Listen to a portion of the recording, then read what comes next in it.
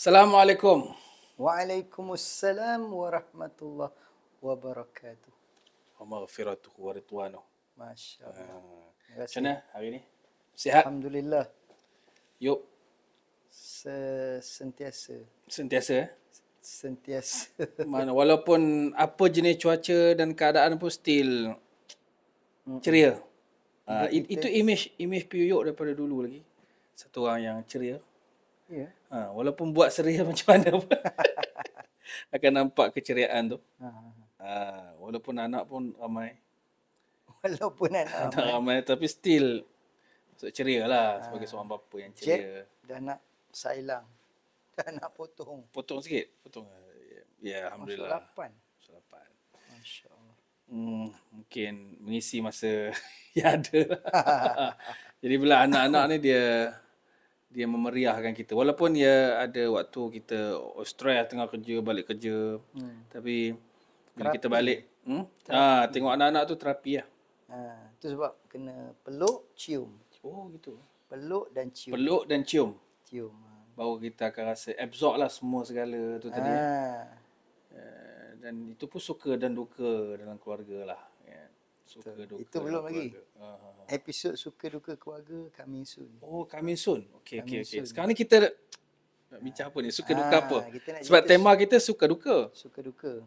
Suka duka mana kita? Sebab Tapi oleh kerana kita seiring dan sejalan dalam bidang haji dan umrah. haji dan umrah. Okey. Jadi kita nak cerita suka duka di tanah suci. Suka duka di tanah suci. Okey. Sebelum kita masuk ke main course kita lah. Tajuk suka duka tu kan. Piyuk dah buat umrah. Dan pernah bimbing tak orang buat umrah? Alhamdulillah.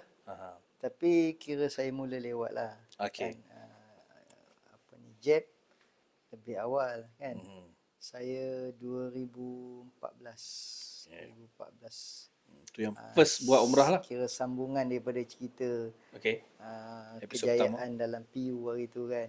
Kita dapat macam-macam peluang. Antaranya ialah peluang mengerjakan umrah secara percuma.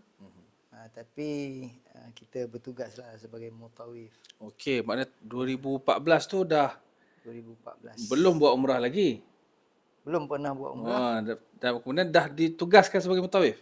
Kira belum lagi lah sebagai mutawif tu, tapi sebagai ikon lah. Okey. Ikon. Dalam masa yang sama, kita juga menyampaikan Kuliah. tazkirah. So daripada itu pengalaman ya. Ini pengalaman saya bermula 2014. Okey. Jeb? Okey. Saya pengalaman umrah ni alhamdulillah. Kita kata pertamanya alhamdulillah lah sebab dipilih belajar. Dipilih belajar di Universiti Islam Madinah. Itu pun ada cerita sebelum tu 5 tahun. Flashback 5 tahun sebelum tu. Saya nak pergi Piyuk, nak pergi ke Mekah ni masa umur tingkatan 3 tau, 15 tahun. Memang tingkatan 3 nak pergi dah. Sebab ustaz saya kata, siapa nak pergi? Siapa ada saya kata siapa nak pergi Mekah dalam kelas kan? Saya angkat tangan lah semua, saya nak pergi. Kemudian saya kata, siapa ada tak 5,000? Dia kata. Okey, saya kata ada lah. Sebab saya ialah kita masuk pertandingan hafazah, pertandingan tilawah, menang tu simpan duit. Imam pula Ramadan kan. Ada 5,000 tu saya ada, saya confident. Saya kata ada. Dia kata, okay, kalau ada, bagi tahu mak ayah setuju, ikut ustaz. Pergi Mekah. Saya masa tingkatan 3, saya call mak saya. Saya kata, mak, ingat nak pergi Mekah lah. Mak terkejut lah. Mak saya kata, mak pun tak nak pergi lagi. Abu ya pun tak nak pergi lagi. Macam mana kau nak pergi pula kan? Pasal ada duit tu dah ustaz ajak. Dia kata tak apa Long. Dia kata kau tunggu je nanti dah besar. Besar sikit. Sekarang ni baru tingkatan 3, 15 tahun. Ada je peluang kau nak pergi Mekah tu. Gunakan duit tu untuk belajar. Dan kebetulan memang saya kumpul duit. Kalau untuk belajar ke memang dah tingkatan 3 tu memang sendiri. Yuran sekolah ke daripada masa tu lagi. Jadi saya kata tak apalah. Saya gunakan 5,000 ni untuk saya belajar sampailah saya habis. Sampailah saya habis kata 5 semua kan. Jap. Saya dengar tadi Abang Jeb, mak panggil Along. Along. Maknanya anak sulung jugalah. Yuk. Yo, Ha. anak sulung lah. Anak Ya. sulung. Ya Allah. Jadi anak Kita sulung. baru tahu ni tau. Oh, kau tak tahu? Sebelum Ya ni Allah. tak macam tak perasan kan. Tak nampak macam Anak sulung Anak sulung. Anak bongsu nampak macam manja. Manja sikit ya. Ha. Dia ada ketikanya lah. Manja tu ada ketika. Alung lah. Alung. Ha. Okay. Jadi- Yang cerita tadi nak pergi Mekah tak jadi, mak kata Okey, sebab mak kata macam ni. Kau tunggu je besar nanti, ada je peluang untuk kau pergi tu. Okey, kita dengar je cakap mak. Baik mak, insya-Allah. Rupanya, 5 tahun kemudian, saya masuk satu sesi interview untuk belajar di Arab Saudi. Jadi pilihan saya tu Universiti Islam Madinah lah. Pok dapat. Itu yang 5 tahun kemudian saya cerita tadi tu. Saya dapat belajar di Universiti Islam Madinah dan secara tak langsung saya dapatlah ke Mekah. Itulah umrah pertama saya dan tahun bulan Zulhijjah haji yang pertama saya masuk haji pun dah. masuk umur 19 tahun. Itu rezeki waktu tu lah. Rezeki tu di usia yang masih muda. Alhamdulillah tahun 2003. Okey. Tapi kan macam mana boleh tercetus nak pergi Mekah sedangkan kalau nak tanya remaja-remaja lain rasanya mungkin tak masuk dalam senarai tu, mungkin nak pergi Korea, nak pergi tempat lain lah Jepun kan. ke, Jepun ke. nak tengok kalau sekarang ni Korean singer lah, K-pop. K-pop. Sekarang kalau dulu zaman kita tu Hindustan. Orang nak pergi Kashmir, nak pergi India, macam kita nak pergi sekarang lah. Jadi masa tu dah ramai sebut nak pergi Mumbai lah, Bombay lah. Tapi zaman kita, okey. Jadi cetus tu mungkin surrounding. Kebetulan kita belajar di Tafiz. Jadi surrounding dia dengar Imam Masjidil Haram, dengar bacaan Sudais, bacaan Syuraim. Kalau di Madinah tu Syekh Ali Al-Huzaifi. So bila dengar-dengar tu kita rasa macam excited. Nak the real situation, keadaan yang betul-betul kita duduk jadi makmum kepada imam-imam ni waktu tu. Jadi daripada situlah keinginan tu menebal dan kita kata ada rezeki aku nak pergi. Yuk pergi tahun 2014. Okey. Apa yang bestnya? Yalah, 2014 tu waktu itu seingat saya tahun baru bermulanya, masih lagi lah baru lagi pembangunan baru. Bangunan lama dirobohkan, bukit bukau ditarah, berabuk lah. Suasana di Mekah tu kalau orang yang tak suka, yang asma ni, dia tak sukalah pergi. Sekitar tahun tu, 2010, 2014 ni kan. Kenapa Piyuk pergi juga waktu tu? Apa yang bestnya, apa yang shock bila pergi ke Mekah ni? Okey. Jadi bila kata macam mana boleh pergi pula kan? Ialah satunya panggilan daripada Allah. Kan? Ramai orang yang ada kemampuan, ada duit, adalah segala-galanya tapi tak pergi kan, dia pergi tempat lain. Tapi macam mana kita boleh pergi tu sebab Allah panggil. Itu satulah. Lepas tu ialah satu pasal orang nak sponsor kan, pergi beri. Kan kalau harap kita ni tak orang nak boleh harap jugalah. Bila ada offer cuma kali pertama pergi dia ada kerisauan dan ketakutan. Walaupun siapa yang tak nak pergi kan Mekah, tapi dalam hati kalau ditanya kepada orang sekarang ni pun kenapa tak pergi lagi, antara alasan dia ialah saya tak cukup baik lagi. Saya banyak dosa lagi ni, banyak buat maksiat ni, saya takut nanti pergi tak nampak Kaabah pula. Kan pergi nanti macam-macam hair pula jadi kat sana. Jadi perasaan tu pun saya ada jugalah walaupun kita ustaz kan. Aku ni ustaz pun tak apa nak. Bukan nak baik sangat kan? Bukan nak baik sangat ni. Okey. Lepas tu satu lagi kebimbangan saya tu, saya selain daripada ikon tu, saya bawa jemaah tu, itu satu tanggungjawab dan juga beban yang besar lah. Yang apa di atas batu jemala patik ni. Ramai pula tu, 90 orang. Oi, maknanya kalau 90 orang, 3 bas. 90 orang. 2 bas. Dia maksimum ke lah. 2 bas macam tu. Satu bas boleh pergi 50 sen. Lepas tu nak jadi cerita pula lagi, sepatutnya ada seorang lagi mutawif yang pergi dengan saya. Dia tak boleh pergi. Oh. Visa dia ada masalah apa, jadi saya pergi seorang. Masa tu daripada sini bawa jemaah, tapi sampai di sana adalah dia punya, Okay. dia punya ni kan. Sampai di sana ada mutawif dia, ada group leader dia, ada pengurus lah. Ada. Cuma daripada sini tu. Dah lah kita kali pertama pergi pula masa tu. Dia bercampur barulah perasaan suka, perasaan takut, resource, semua ada lah masa tu. Tapi ceritanya kenapa, apa yang bestnya ialah itulah salah satunya tempat dalam dunia ni yang kita kata memang semua orang diseru pergi situ. Diseru pergi situ. Ya, sehingga Allah sendiri sebut dalam Al-Quran yang Abang Jeb akan bacakan. Serulah manusia ni untuk pergi ke situ, sama ada berkenderaan, berjalan kaki, naik kuda.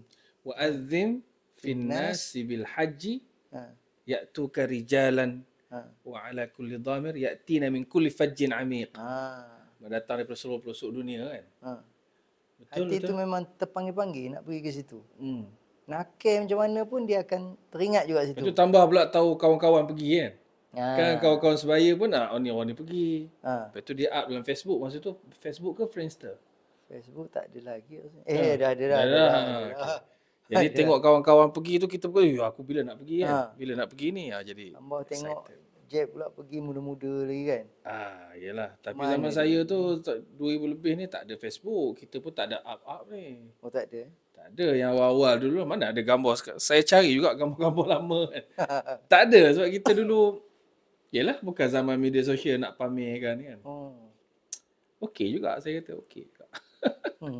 Tapi itu sukalah. Ya, suka yang maksudnya dapat pergi first time. Lepas tu bukan pergi bersendirian pula tu, pergi pula dengan jemaah. Pergi dengan jemaah. Yang akan diuruskan. Dan. Dan. Masa tu juga saya bawa mak ayah saya. Okey. Masa tu hasil daripada program-program.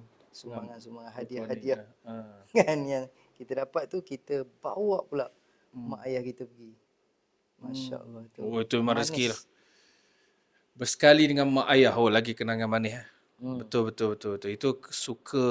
Okey, masa first time ni nak membayangkan kepada grup kita ya, penonton-penonton kita di RJ podcast ni. Kali pertama masa tengok Kaabah tu. Macam mana biasa tengok Kaabah tu meruntun jiwa ke, menitiskan air mata ke, ataupun biasa saja? Okey, sebelum nak kata kali pertama tengok Kaabah tu, saya nak kata kali pertama pergi ke Mekah tu, itu pun dah rasa lain macam lah. Satunya rasa lain macam tu sebab cuaca. Kita dah duduk di Malaysia ni kan, cuacanya panas, hujan, panas kan. Panas lembap kan. Sekali sampai sana, kali pertama sampai tu, musim sejuk. Musim sejuk. Kita ingat kan sejuk macam sejuk dalam aircon biasa je lah. Rupanya sejuk memang. Sampai ke tulang? Sejuk lah. Masa tu saya bawa ayah kan. Ayah saya tak tahan sejuk. Dia kata aku panas tak apa, jangan yang sejuk. Memang dia jadi demam kora lah orang kata. Memang mengerekut lah. Masa tu kan. Maknanya turun touchdown tu turun di Madinah dulu? Yang itu tak ingat. Rasanya tapi yang paling sejuk tu di Madinah lah. Sejuk lagi Madinah kan. Tapi itulah nak ceritanya kali pertama sampai di negara yang ada musim sejuk tu. Okey. Padahal kita fikir sebelum ni, Arab mestilah panas, hangat, hijau. Duk bayangkan macam padang pasir punya panas tu. Ada sejuk. Sejuk dia pula tak tahan pula. Lepas tu, bila dah mutawif kata, kita nak menuju ke Masjidil Haram. Di dalam Masjidil Haram tu pula terletaknya Kaabah. Jadi masa kita berjalan tu dah berdebar-debar dah. Dudak, jantung tu berdegup kencang. Macam putin beliung. Bergemolak dalam hati ni. Pasal, siapa rasa macam ni pula pasal perasaan yang tak tahu nak cerita lah. Okey. Lepas tu makin kuat, makin kuat, makin kuat. Debaran tu. Debaran tu. Oh, tak tahulah. Ada tak petir guru? Tak ada, Tak ada. tak ada. Sebab ada yang cakap kalau orang banyak dosa, Alamak. dia pergi je ke Mekah tu, pijak je tanah tu, kena petir. Ha.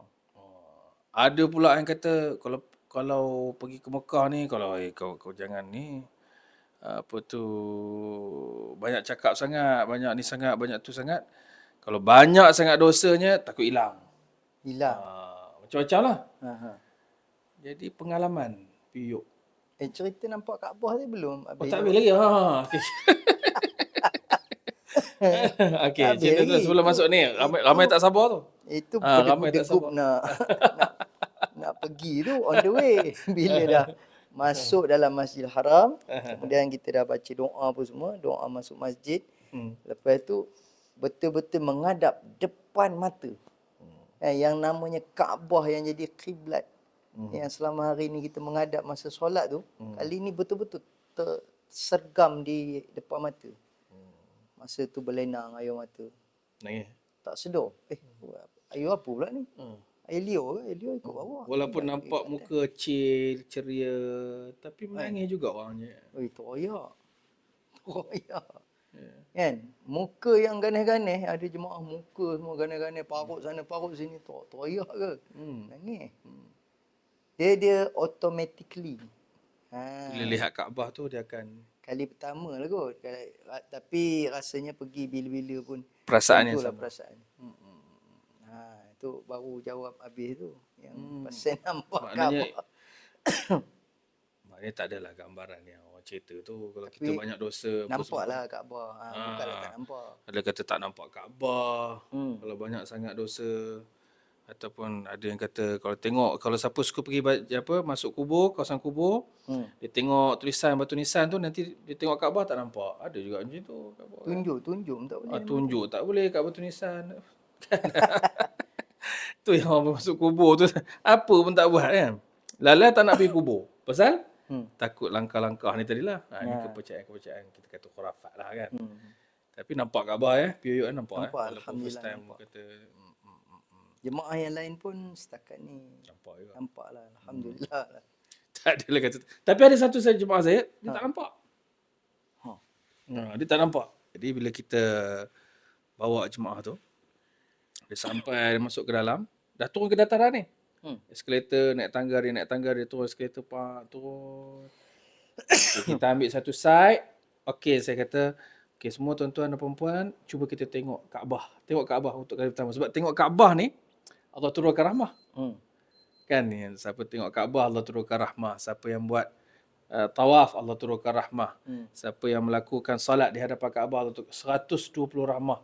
Jadi kita kata, kalau first time tengoklah dengan sepenuh jiwa. Tengok. Ya, satu jemaah ni bila semua dapat tengok, ada yang menangis. Seorang jemaah tepuk, Ustaz, tak nampak. Saya pun tengok, siapa dia tak nampak. Saya duduk kat bahagian dia tu.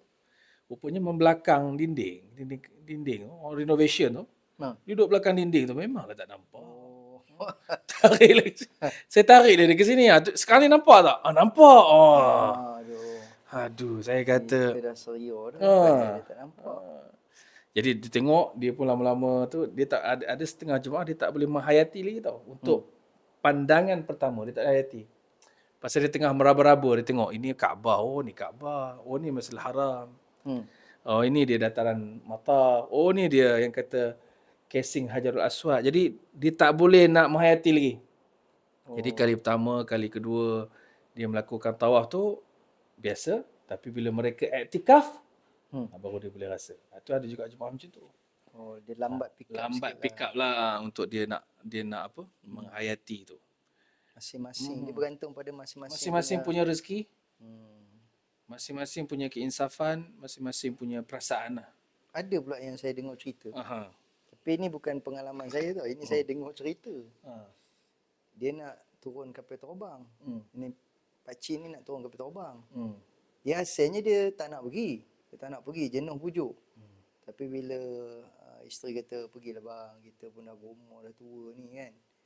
Akhirnya dia pergi. Kawan-kawan semua kata, kau benar kau nak pergi ke? kau ni belum lagi kan main dam haji apa semua kan. Maghrib lebur apa semua. Sekali dia pergi juga. Dia pergi.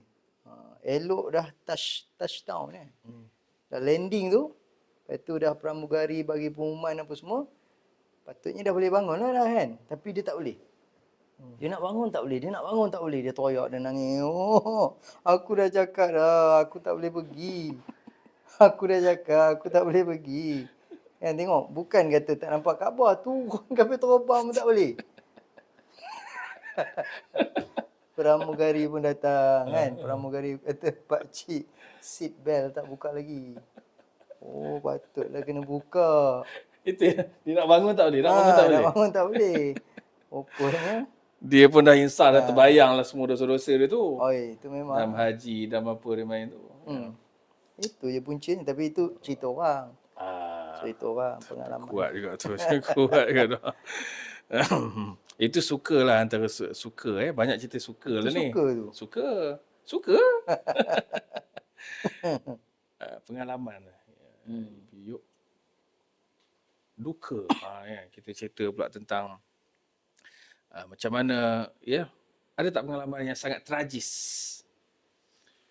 Maknanya dia minta daripada sebelum sampai ke Mekah ataupun sebelum sampai ke Tanah Suci Madinah, dia akan minta satu permintaan yang pelik umpamanya. Sebab saya pernah, dia kata, Ustaz, saya nak pergi Mekah. Dan kalau boleh saya tak nak, saya nak 3 hari saya tu, saya nak iktikaf di Masjid Quba. Iktikaf di Masjid Masjid Quba. Quba. Bukan Masjid Haram. Bukan Masjid Nabi. Di Madinah. Oh, di Madinah. Dia bukan Masjid Nabi. Okey, saya pun tanya kenapa nak beriktikaf di Masjid Quba sedangkan ada Masjid Nabi yang lebih afdal daripada Masjid Quba. Dan kita punya penempatan pun, pengurusan kita pun semuanya di inilah Masjid Nabi lah. Dia kata saya baru bermimpi. Saya jumpa satu syekh tu kata, mari jumpa aku di Madinah dan duduklah di Masjid Quba. Jadi lepas mimpi tu saya kata, Ustaz, saya memang bersemangatlah nak pergi ke Madinah, ikut travel Ustaz dan saya nak iktikaf di Quba. Kemudian bila dah lama-lama tu, saya mulalah check sikit background dan saya bagi tahu balik pada inilah haji ni. Saya kata, minta haji, kami tak boleh nak uruskan permintaan haji tu untuk biarkan haji di Masjid Quba. Bayangkan kalau dia pergi Masjid Quba 3 hari tu, kita pun tak nak pantau dia. Hilang. Sebab kes hilang ni berlaku. Tu nak tahu ada tak pengalaman hilang di Mekah ke di Tanah Suci? Sebelum nak jawab tu, tadi Jeb kata syarikat travel Ustaz. Maknanya Jeb ada syarikat travel. Saya uruskan. Lepas daripada saya balik belajar, memang saya selalu bawa jemaah lah ke Mekah, ke Madinah, bolak-alik juga. Sekarang ni ada. Sehingga ke hari ni, kalau dulu saya dengan orang, saya dengan tabung haji dan sebagainya. Kali ni saya mengasaskan syarikat sendiri lah. Tahniah. Tahniah Jeb. Alhamdulillah. Sikit-sikit. Masya-Allah. Apa nama travel tu? Travel AJAQ. Ajak Travel. Ajak Travel. So, kita mengajak orang lah untuk travel dan ajak orang umrah. Alhamdulillah. Ada story kenapa saya buat tu, nanti saya cerita lain lah. Okey. Tadi yang apa tu? Tanya tadi? Yang orang hilang ni tadi. Orang hilang. Tapi kan, sebelum saya nak cerita pengalaman orang hilang, jemaah saya hilang, saya sendiri pun pernah hilang. Saya sendiri. Pasal kita masa kali pertama, kali kedua pergi tu, belum betul-betul mahir lagi. Belum. Selok-belok Mekah, jalan nak balik hotel. Tak belum lagi. Jadi, kita sendiri pun pernah sesat lah ceritanya. Kita sendiri pun pernah hilang. Tapi tak adalah sampai 2-3 hari. Kira beberapa jam jugalah. Hanya melilau, menggagau jugalah. Jadi hilang tu berapa minit boleh balik ke hotel? Mungkin sebab kita adalah orang kata boleh sikit lah cakap Arab syuaya kan. Masa tu okey, jauh sangat ke hotel tu masa tu. Dia sebenarnya tak jauh tau, tapi bila cerita pengalaman hilang ni kadang-kadang orang yang hilang tu mungkin disebabkan dia itulah dia lost. So itu maknanya bila walaupun ustaz tapi kalau lost tu mungkin letih ke, boleh hilang, tak jumpa jalan. Saya ada pengalaman juga Ustaz Yub. Bila jemaah hilang, dia mungkin kerana keletihan. Dia letih dan ada sebahagian jemaah dia tak declare dia sakit apa tau. Sebab itu peringkat kami diajak travel ni, kita minta semua jemaah yang pergi dengan kita, mereka mesti declare kesihatan dia. Mesti, itu salah satu. Di samping dia ambil vaksin, dia ambil menginokal ke, meningitis ke, apa jenis vaksin pun, dia mesti declare dia ada sakit apa, supaya kita dapat tahu. Dia perlu dialisis ke, sakit jantung ke, 3 serangkai, dia mesti. Tapi berlaku satu kes tak declare. Bila tak declare, rupanya ada jemaah kita yang kena makan ubat rupanya. Sebab dia ada satu waktu dia akan, bila dia letih, dia akan datang nyanyuk tu. Jadi berlaku pada kami, jemaah yang hilang seminggu. Seminggu hilang. Bayangkan kita berada di Mekah tu seminggu, 7 hari. Dalam seminggu tu dia hilang. Kita syarat kita dia pakai layak dan ada name tag lah. Ada kad kat sini, yang kat situ ada nombor telefon petugas di Mekah, petugas Madinah, petugas di Malaysia.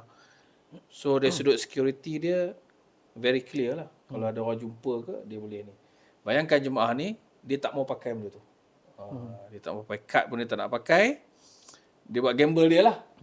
Jadi daripada hari pertama sehingga hari yang kita jumpa dia, dia dalam keadaan ihram. Bayangkan, sedangkan ihram ni 8 jam je cukup lah. Tapi dia sepanjang tu dia dalam ihram. Dan dia hanya duduk beriktikaf di masjid saja. Dan makan dia dalam tempoh hari-hari yang hilang tu dengan air zam-zam. Ya. Kalau fikir balik, ini dah macam cerita Ashabul Kahfi pada. Betul. Dan ada juga di kalangan jemaah ni juga yang jenis pula, dia kita dah bawa balik, dah jumpa, tanya orang tu bagi tahu, call, jemaah ni kat mana? Di sekian-sekian tempat, di restoran sekian. Boleh tak tolong ambil dia? Okay, kami pergi ambil. Pergi ambil, kita bawa balik hotel. Okey, kita pun suruh dia pakai baju, dah habis ihram dah, tanya balik rukun macam mana, wajib umrah macam mana, dia kata okey, semua dah buat. Dia keluar je. Itu pun ada juga. Asal keluar hotel je hilang, asal keluar hotel. Jadi kebetulan pula waktu itu kita handle jemaah yang lebih daripada umur 70 lah. Dan berpenyakit. Ada juga 70 lebih tapi dari sudut ingatan okey. Dan penyakit dia lupa, dia cepat lupa. Jadi bayangkan dalam 7 hari tu ini hilang, tu hilang. Jemaah hilang ni biasa yang kita dengar. Sebab tu bila saya dengar daripada travel lain pun, hilang saya kata biasalah, tapi jangan hilang sampai kesudah. Hilang jumpa balik tu ada teknik lah macam mana nak dapat balik tu kan. Cuma jangan hilang sampai kesudah. Dan itu pengalaman. Dari sudut yang tragis juga, kita pernah handle jemaah yang meninggal di Mekah, mati di Mekah. Mati di Madinah, ataupun yang terbaru mati di Taif. Okay, kisah yang mati ni bagi saya sedih jugalah. Ada kisah jemaah yang mati ketika mana semua jemaah lain sedang melakukan tawaf wada', tawaf perpisahan. Okay. Jadi jemaah ni dia bagi tahu pada ustaz dia, saya tak boleh nak teruskan tawaf wada'. Ustaz, saya sakit, saya tak bernafas, tak boleh nak, semputlah dia semput. Jadi ustaz kata kalau orang sakit dikecualikanlah. Dikecualikan daripada tawaf wada'. Jadi dia pun relax lah atas katil. Okay, keluarga dia buat, mak ayah dia buat. Habis tawaf wada' semua, orang balik hotel, masa itulah dia sesak nafas. Dia sesak nafas, cungap. Sampailah Allah tarik nyawa dia. Dia memang jatuh lah. Bayangkan tawaf wada' orang nak pergi ke mana? Orang nak balik. Masa tu jemaah ni, grup ni nak balik Malaysia. Mak ayah nak balik Malaysia. Flight dah tunggulah, maknanya dalam tempoh 5 jam, 6 jam, flight tunggu. Kemudian dalam situasi macam tu, kita kena buat decision lah. Ada 40 orang jemaah ni. Takkan semua nak tunggu situ. Siapa pula nak tanggung dia punya penerbangan pulang? Kita kata balik lah. Biar pihak pengurusan kami uruskan jenazah. Jadi itu pengalaman menguruskan jenazah di saat tawaf wada'. Bayangkan, masa tawaf wada' tu tawaf perpisahan, rupanya dia memang berpisah betul. Berpisah daripada keluarga dia. Bukan dia yang meninggalkan Mekah, sebaliknya keluarga dia meninggalkan dirinya di kota Mekah. Jadi dalam tempoh 2 hari, Piuk, kita berjaya menyelesaikan kes pengumumian tu di sudut pendaftaran muasasahnya dan ditanamkan. Yang paling syok sekali, bayangkan pagi esoknya hari Jumaat. Selepas daripada solat subuh, mungkin kita katakan puluhan ribu orang sembahyang solat jenazah untuk 4 orang jenazah depan mata saya. Hanya 4 jenazah saja. Yang mengimamkan dia waktu itu Imam Masjidil Haram. Allahu Akbar, semua orang angkat takbir. Allahu Akbar. Dalam hati saya lepas solat tu, saya kata, specialnya orang ni. Dia dapat satu keistimewaan, ditanamkan di perkuburan Mekah di Syara'id. Saya sendiri bawa dia sampai ke Syara'id dan ditanamkan. Jadi, apa specialnya? Specialnya rupanya dia seorang anak yang taat dan tidak membebankan. Dia perempuan. Dan dia tak berkahwin lagi, duduk dengan mak. Dan dia kategori OKU lah pasal banyak pakai wheelchair. Dia banyak pakai wheelchair. So kalau ada apa-apa dia cuba buat sendiri. Dia tak nak susahkan ibu dia. Ibu dia lagi tua lah. Dia pun dah 50-an, ibu dia dalam 70-an. So itu saat akhir dia bersama dengan ibu dia di kota Mekah. Dan Allah bagi satu special keistimewaan bagi dia, anugerah mati di Mekah. Dan kita tahu fadilat mati di Mekah ni seperti mana Nabi sebut fadilat mati di Madinah. Nabi akan memberikan syafaat kepada siapa saja yang mati di Madinah. Maka beriltizam ataupun berniatlah untuk mati di Madinah. Kalau Madinah pun keistimewaan yang hebat, maka bagaimana pula di Makkah Al-Mukarramah? Itu qiyas aulawi dipanggil. Itu satu istimewa lah yang pengalaman. Rasanya banyak lagi tau. Banyak. Kita nak kongsi lah banyak lah suka duka ni. Kita kena sambung episod. Ya, yang berikutnya nanti kita akan sharekan lagi. Masih lagi. Pengalaman-pengalaman di Madinah pula. Kan, pengalaman di Taif, pengalaman di Palestin. Siapa yang lepas masuk, siapa lepas tak lepas masuk. Itu pengalaman juga tu berhadapan dengan tentera Israel. Pengalaman di Kashmir, pengalaman di Pakistan. Jadi banyak tempat yang menarik yang akan kita kongsikan dalam slot suka duka dari DRJ Podcast.